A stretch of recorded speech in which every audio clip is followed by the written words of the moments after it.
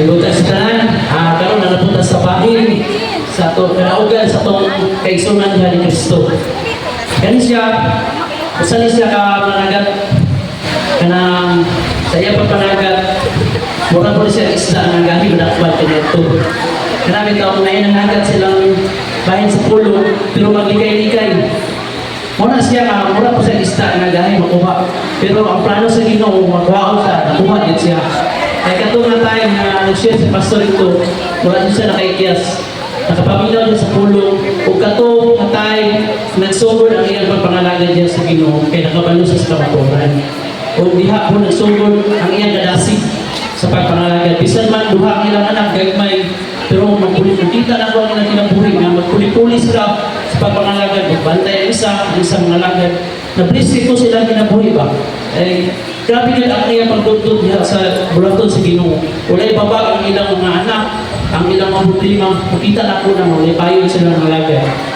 Na di po na ko siya tawag, na ko ihatag na verse diri sa 2 taga Corinto 4:1, busa wala kami kawai sa kadasi.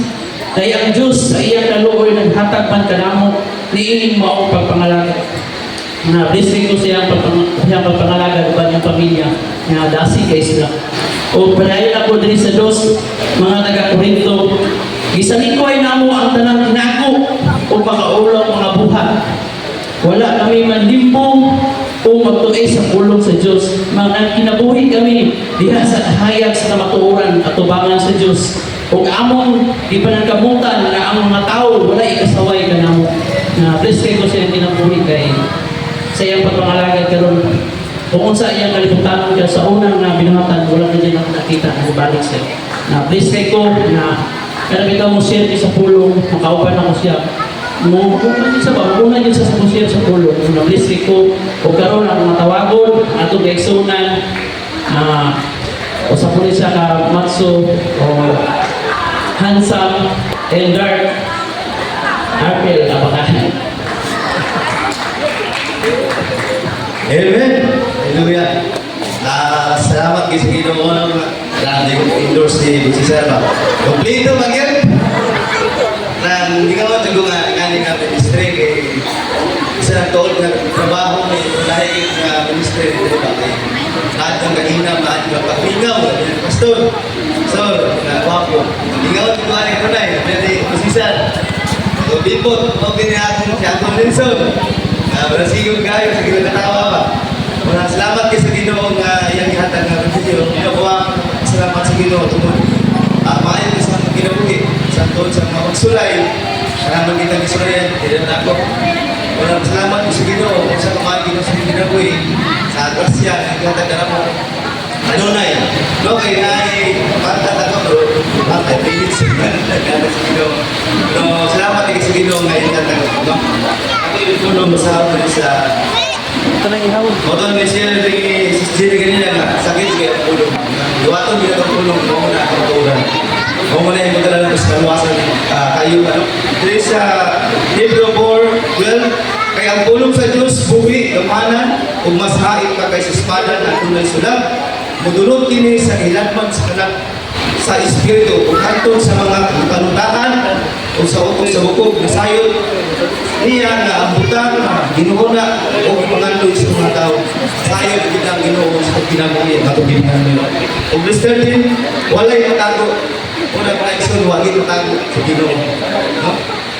Gikan sa Diyos makanan makita niya kaya gayon sa iyang pananaw kaniya kita matag niya kusay sa atong binumatan o nang matag niya kusay sa Ginoo abot sa panahon nga mawala ka o nang Ginoo kahuli mo nga Lord trabaho ko mahal kayo